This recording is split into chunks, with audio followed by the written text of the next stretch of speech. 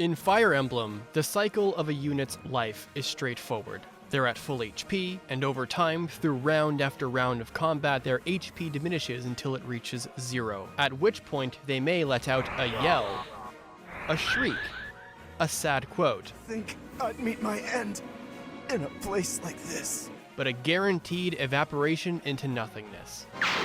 A unit lives until it dies.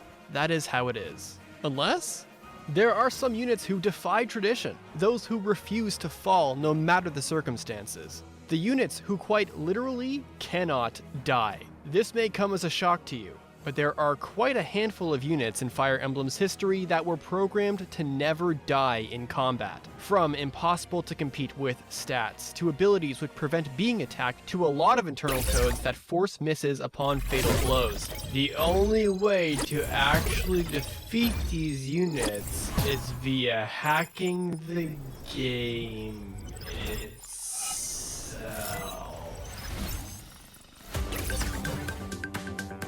This is Honkai Star Rail, a new multi-platform space fantasy RPG from Hoyoverse, the makers of Genshin Impact. In this universe exists the Aeons, manifestations of universal laws of nature that are able to freely travel between infinite worlds using some form of primitive force. The Destruction is one of them, who deems the universe unworthy and civilization malignant, unleashing Stellarons, seeds of ruin, in his wrath. And yet, the protagonist was somehow implanted with one such seed.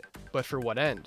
That's for you and your fellow Astral Express space travelers to discover. The turn-based traditional RPG gameplay encourages you to think wisely of the enemy's elemental weaknesses to exploit, but also paces itself exceptionally well due to its convenient auto-battle and fast-forward feature to more efficiently explore its many areas and dungeons. And now, one of the universe's greatest hackers, the ever-rebellious and game-loving Silverwolf, is now available to play. She is a technological savant who supports her allies by afflicting weaknesses to her foes. Alongside her own decent damage output, she's an incredible asset to have. Both Honkai Star Rail and Silverwolf are available now. Check the pinned comment and link in my description to download the game and try her out yourself. Finally, use the code HERE for 50 bonus Stellar Jades. And thank you Hoyoverse for sponsoring this video.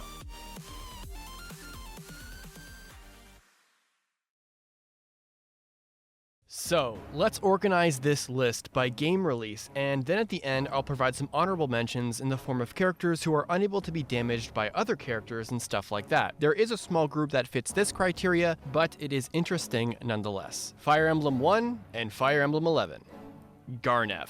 For the first game and its remake, there is only one character who cannot be defeated by traditional means, and it's Garnef. The former student of Goto is an extremely powerful and vengeful magic user. In response to Goto's choice to appoint his rival, Meloa, as his heir, he stole the Dark Sphere and fled Gaiden. And upon creating the Imhulu tome with the Dark Sphere, the sphere itself sealed his soul away. The tome essentially made Garnef invincible, destroying all who stand in his way. Not even Meloa could stand up to him. The only thing in the world that could counteract the Dark Sphere-infused tome would be the Starlight, a tome forged from the Light Sphere and Star Sphere. And so, in Chapter 15 of FE1 and its remake, when the army is in Gaiden, the city of magic under Garnef's control, Garnef appears and pursues them, but only for 6 to 8 turns, until he essentially loses interest and goads Marth into going to Thebes and taking the falchion from him there. In this chapter, because you don't have the Starlight, you straight up cannot damage him, but he can destroy you, especially on the harder difficulties of Shadow Dragon. And per the rules, the only way to defeat Garnef is by completing the story, getting Starlight forged, and going to town against him.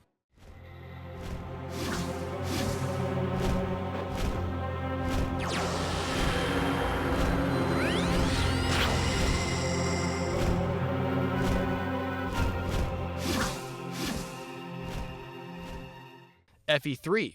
Garnef and Hardin. Garnef wasn't finished being a bad guy in Arcanea as he makes a return to the continent a few years later. In FE3/FE12, the Starlight was stolen by Garnef, but it was taken back by none other than Michaelis in a fierce battle. And so, the Starlight is a missable key item to kill Garnef a couple chapters later. If you never visited this village, Garnef remains undefeatable, and you need to bait him out and then seize his throne to progress the story. In Hardin's case, he's in a very similar boat. Garnef took advantage of Hardin's grief over his unrequited love for Nina and gave him the Dark Sphere, which corrupted him, turning into this red-eyed villain we now see. In Chapter 8, Hardin is an enemy on the map. The goal of this chapter is to seize the Northern Gate and escape to Gaiden.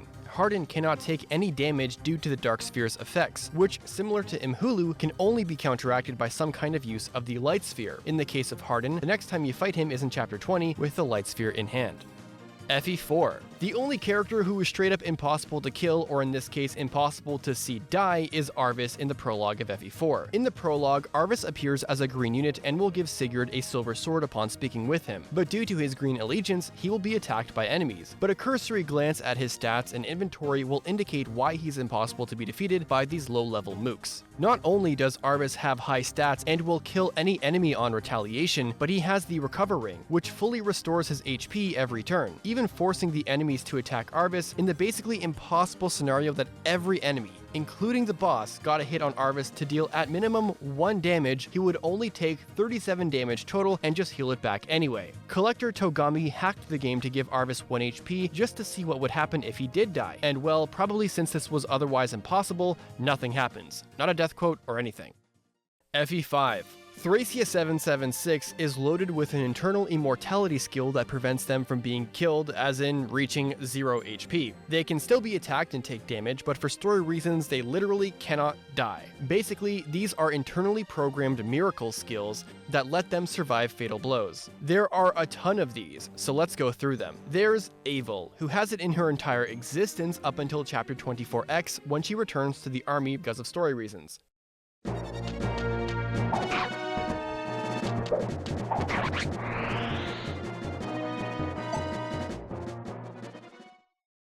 Tanya is in a bit of a similar boat. She has a miracle flag starting in the opening scene of Chapter 8X, but it gets unset on turn 15. Hannibal and Altena have it as well, but they're given it because they're alive in FE4 obviously. Fred and Olwen are given this skill in Chapter 11 when they're NPCs before they are recruited as plot armor since they're story relevant. Kempf has this up until Chapter 16A, where he's a boss character you have to fight. Amalda is given it as an NPC in Chapter 15, which is probably done so she can survive the chapter. Barrett is the boss of Chapter 20 and has this skill up until turn 3, which may have to do with making the player deal with his leadership stars for at least 3 turns minimum. Sias has it as a boss up until he gets unset in Chapter 23. As a boss in Chapter 17A and Chapter 22, he is staff spamming you. So it could have been decided that you being forced to deal with it is one part of it. The other is that he needs to survive for later in the game for plot purposes, as well as giving Leaf the Bragi Blade. Raedric and Veld both start with this skill, but you can't fight them anyway, so it doesn't really matter that they have it. Reinhardt, Ishtar, and Aryan have it, but it's only them as cutscene units, not their actual selves, so you'll never see these in combat. And with some of these unit deaths in FE5, if they did happen, some of these units don't have conditionals to see if they actually died or not,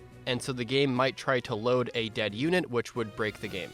Interestingly, Galzus, the incredibly strong Goto hero who appears as an enemy in Chapter 5, is not given any plot armor at all, and it is actually possible to rig stats in your favor to kill him then and there, only reappearing as a deadlord in the endgame. There is an event that unsets the skill from him in Chapter 24X though, which would indicate that at some point he may have been planned to be given plot armor during development. FE9. The Black Knight is in a similar overpowered situation as Garnev. The jet black general is clad in armor blessed by the goddess. If his stats weren't enough to fold anyone who comes at him in either chapter he appears in, 11 and 24, it's the fact that the only weapon that can damage him is Ragnell, and since Ike won't have that weapon until the late game and will fight him in Chapter 27 with it in hand, he's otherwise impervious to damage. Additionally, if you hacked the game and tried to defeat him, he has no death quote or anything, and it of course has no bearing on the story. Sephiron also appears as an NPC in Chapter 10, and similar to the Black Knight, is impervious to all damage thanks to his skill, Mantle, which negates damage. Ain't nothing is getting through that. And yeah, he should have that because that 11 defense is looking a little suspicious. In FE10, the Black Knight's armor is no longer blessed by the goddess, so now he's just relying on his absurd stats to survive, which isn't much of a problem in the chapters he's playable in. While he's more susceptible to being defeated in Chapter 3-6 as a playable unit and as an enemy in 3-7 and in 4-3 as an ally, as the enemies get stronger, in Part 1 he's literally too strong to die. Not just in part to his stats being inflated, but his Imbue skill, which heals him for 18 HP per turn due to the skill healing the amount of his magic stat. Interestingly, despite being impossible to be defeated in Part 1, he does have a death quote, and as per the lose conditions of the chapter, will cause a game over.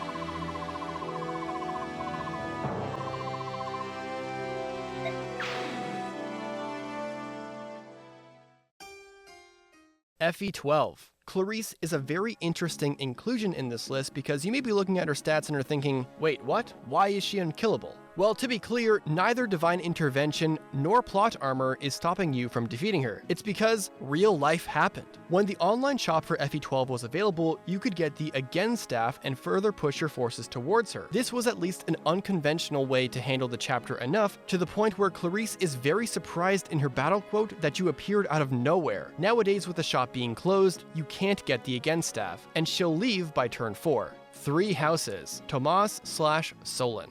This one appears on the list because of how Tomas is handled as an NPC in Chapter 8 of White Clouds. In 3 houses, the real Tomas was body snatched by Solon of Those Who Slither in the Dark, and spends his time in White Clouds as a seemingly innocuous librarian. When Byleth and their chosen house go to investigate Remire Village, they see Tomas among the crazed villagers. What they don't see is the ability that Tomas has, which, in combination with his NPC status, makes him non-targetable by enemies and allies. Non-combatant. Pretty self-explanatory. This is the only instance where this skill is used, making quote-unquote Tomas the only genuinely unkillable unit in the game until he turns into an enemy and thus loses the ability. Engage. Veyle. Finally, we have Veyle in the latest game, Fire Emblem Engage. In Chapter 11, the heroes are escaping Destinia Cathedral after Sombron was summoned, stole the rings in their possession, and turned them into dark emblems. This escape map has the goal of having Alir reach the escape point while being pursued by Corrupted with dark emblem rings, and when the 4 hounds appear, them too. Veyle has very high stats for Chapter 11 and is clearly meant to be someone who you are supposed to run from. But if you try not to run away and turn back to fight her, you will quickly realize that she is programmed to not take any damage whatsoever. The only damage she can take is from AoE damage like fire or Tiki's Ice Breath, but this will never reduce her to 0 HP. And the buck stops there. You can't crit her, you can't debuff her to lower her stats to deal damage, you can't do anything. She has no fell blessings from Sombron, you just can't damage her regularly. The most you can do is get her to 1 HP without any revival stones taken. YouTuber RPG Guardman made some pretty extensive efforts to break past the 1 HP barrier, but to no avail. She was even programmed to not be killed by reflect damage from Soren's staff. The devs made sure nothing can be done. And if you remove this internal skill from Veyle, all she does is have the normal battle quote she has in Chapter 17, and nothing else will change.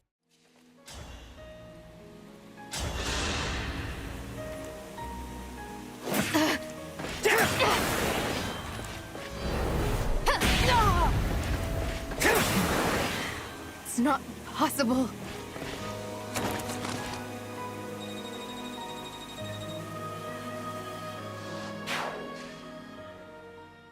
Finally, some honorable mention to wrap things up. In FE2 and Echoes, because of Rudolf's relation to Alm, Rudolf will never actually fight him back.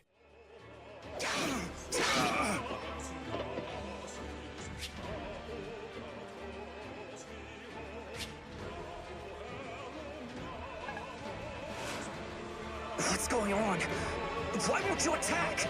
What are you planning, Rudolf? In Radiant Dawn, Micaiah, Sanaki, and the Herons can't be killed in 4-E-4, same with Kurth, Ina, and the Herons in 4-E-3. The enemies don't target them, and they can't be counterattacked, but they're not on this list because they do take AoE damage, and can die from that. There's also a few instances, like with Zephiel and Narcian in FE6, and Altina in FE4, where they are simply too far away or inaccessible to be attacked before they leave. It's basically like the Clarice situation, but not as funny or interesting.